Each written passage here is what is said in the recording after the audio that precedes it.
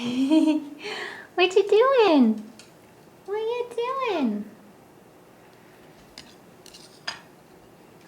You get some of those toys, I'll give you a treat.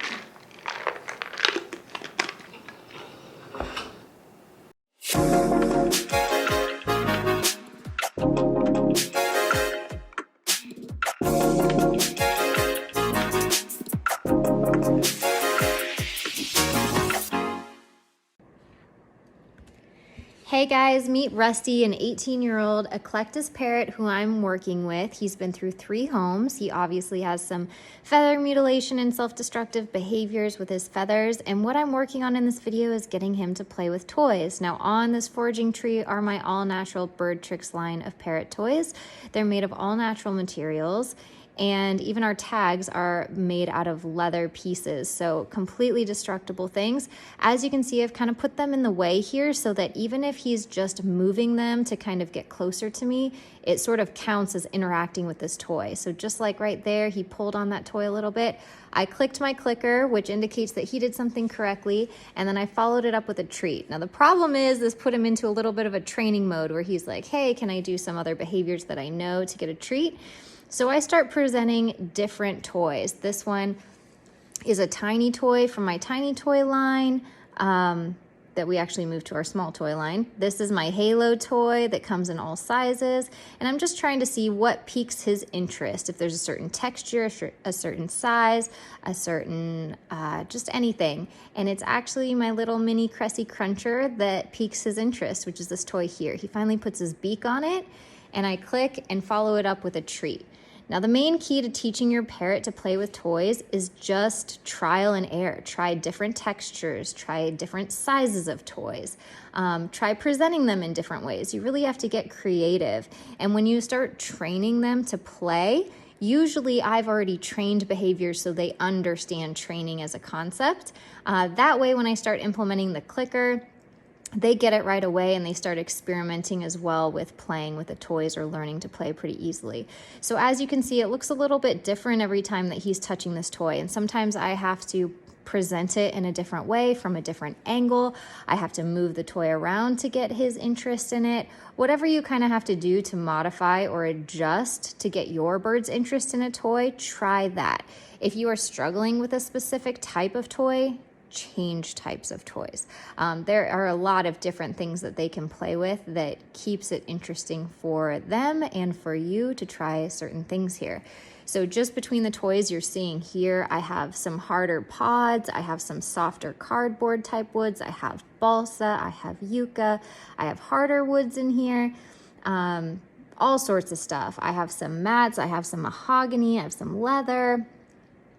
And there you see, I was waiting and Rusty is playing with that toy and touching it and interacting with it to get the treat, which is really, really cool. Now, my husband's in the room and I'm having conversations with my husband, which is a great distractor for me so that Rusty doesn't think I'm paying attention. And in order to get my attention, he starts interacting with the toy, which in turn gets a click, which gets followed up with his favorite treat. So again, sometimes I'm just ignoring and letting him offer the behavior. Other times I'm doing what you see here where I'm really trying to encourage or entice him to interact with the toy. At a certain point in toy training, you will just need to wait. As you can see, Rusty is really looking to me to ask him to do something while I'm just waiting for the behavior that I have been encouraging and asking for previously. So I'm just kind of waiting for him to figure out what it is that earns those clicks that then in turn earns those treat rewards. And you can see he's thinking about it pretty hard here. And there he goes. He actually touched the part of the tag, and now he actually put his beak into the toy and started shredding it. This is really cool. So this is a really important tactic that I need to explain where you need to learn to wait. At a certain point when the bird understands the behavior that you're going for, you then want to encourage them to exaggerate that behavior. So they go from touching the toy, bumping the toy, gently moving the toy, to full on destroying the toy. So that's a little bit of a process, and it's something where you got to wait for them to exaggerate that behavior, as Rusty did here. He really sunk his beak into the cardboard of my little mini CRESSI cruncher. So the more that I'm just willing to wait, maybe even act disinterested in what he's doing, although I know what he's doing at any point, the more likely he is to try to get my attention through doing something that just got my attention. So as you can see, he starts with the top. He realizes he can't do much to that, and he goes for the cardboard again, which he can actually sink his beak into and make a noise, which in turn gets my attention to give a click and a reward. The cool thing about toy playing is you can often hear them destroying toys, so that you can actually turn your head away, not necessarily be looking at them, and they can do this as a means to get your attention. So as you can see, Rusty's getting more and more into it, wondering how much toy playing it takes to get that treat and get that reward. He looks up every time that I'm doing a click. So there he goes again. I actually pulled a piece off for the very first time, which is fantastic.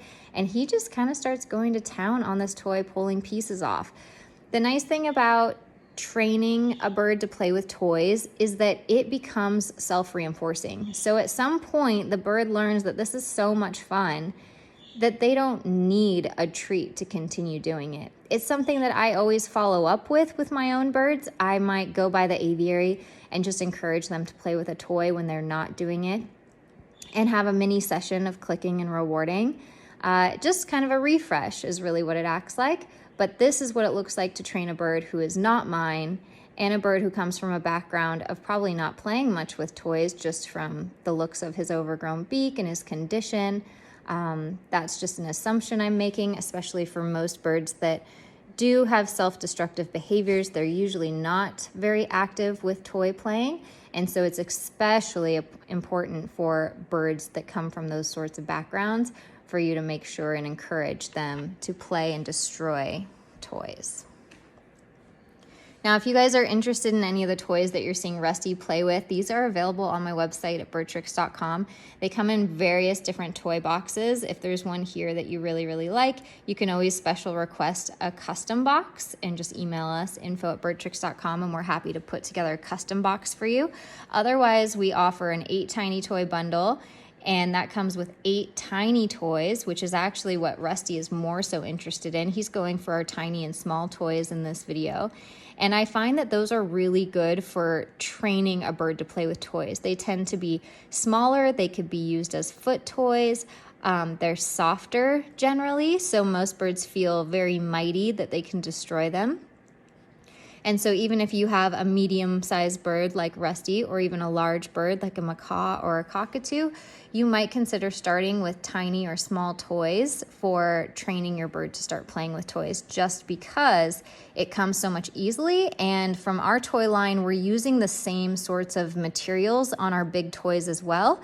It's just in a more intimidating size. So if they can start with our tiny or small toys and then move up from there, it's just a really kind of good way to go about it and build confidence in your bird being a toy destroyer. I also want to point out that this is the very first time I've ever worked on training Rusty to play with toys. I hadn't really seen him play with many toys in my care so far leading up to this, and this was literally my first training session. So when you're working on something like capturing, where you're just waiting for a natural behavior to occur, you can go for a much longer time than we usually typically say to do for formal training sessions. And the cool thing about this is, as you see us progress in this training, the longer and longer he spends on actually destroying the toy. So the repetitions are getting further and further from each other because he's spending more and more time on the toy versus wanting to touch the toy and immediately expecting a treat. He's finding more enjoyment in just destroying the toy. And the treat is almost a secondary reinforcer at this point.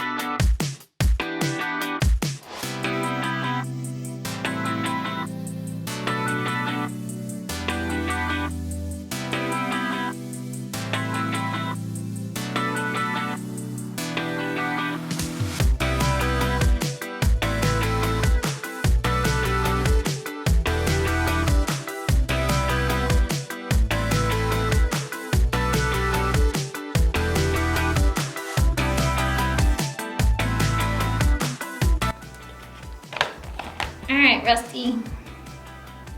I think that's good for now. I'm gonna go in the house and go get some breakfast. What do you think?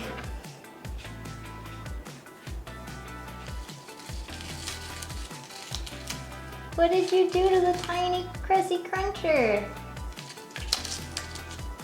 You killed it.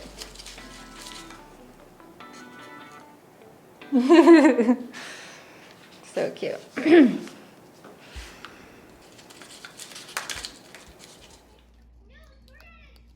Okay, so one of the things that we play around here is launch the tennis balls for the kids, as you're hearing in the background. Rusty doesn't care. Helps to feed dinner during desensitization, things like this. But yeah, he doesn't care.